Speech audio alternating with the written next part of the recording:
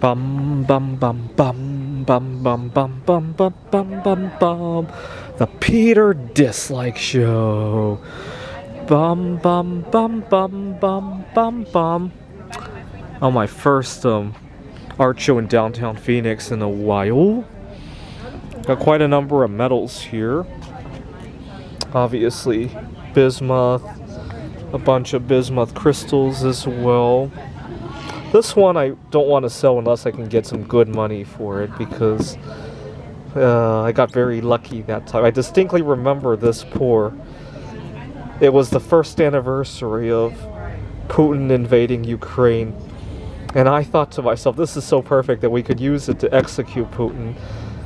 Bismuth can be used to make polonium-210, which is a infamous weapon that the Russians love, and so I nicknamed this one the Putin Dirty Bomb. I thought one thing we could do is launch this thing into outer space, where it could absorb background neutrons, cosmic background neutrons, and then have it blow up in right above Russia. Right, that was my first thought when I saw this.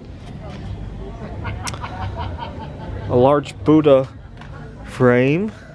Unfortunately, this is not very easy to carry around because of how heavy the bismuth is, right? This frame probably has about 5 pounds worth of bismuth.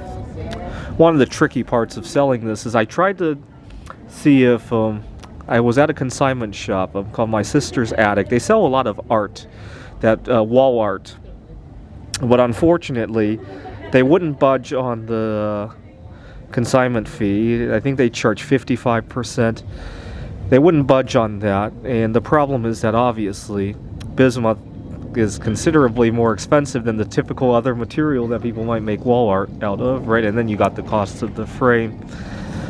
I might give them another try. Next time I might make the Buddhas out of a lesser expensive metal. I'm thinking either zinc or lead. Lead might be okay because it's in a frame, nobody's really going to touch it. And that might make it more worthwhile to try My Sister's Closet, because they like the concept. They didn't seem to appreciate the idea that it was precious metals, right? So maybe okay. This is what zinc looks like, by the way. This is copper, or it was made from copper pennies, so I think 97 copper, 3 zinc. These guys are only 94% bismuth. You need a little bit of tin to it to keep it from expanding too much, because the mold sits like this. Bismuth doesn't do this very well, by the way. I tried it a few times. These are just the loose crystals that didn't turn out well from the geodes. These guys are mostly tin, with a little bit of bismuth added to keep it from developing what's called tin pest when it's too cold. Read about that. In the 1500s, church instruments would completely disintegrate because they were pure tin. I don't know how they did it, though. When I bought a 100% tin bar one time, and I put it in my freezer just to see if I could recreate that. It didn't have any luck with that. And yet these church organs would just completely turn to dust, apparently.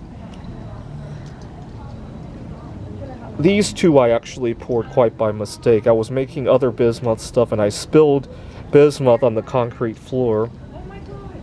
And this one turned out to be a duck. And this was one piece, but unfortunately bismuth is very brittle.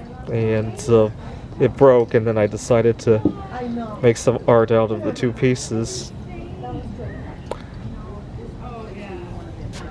This is the Peter Dislike Show. Bum bum bum bum bum bum bum bum bum bum bum bum. The Peter Dislike Show. Bum bum bum bum bum bum bum.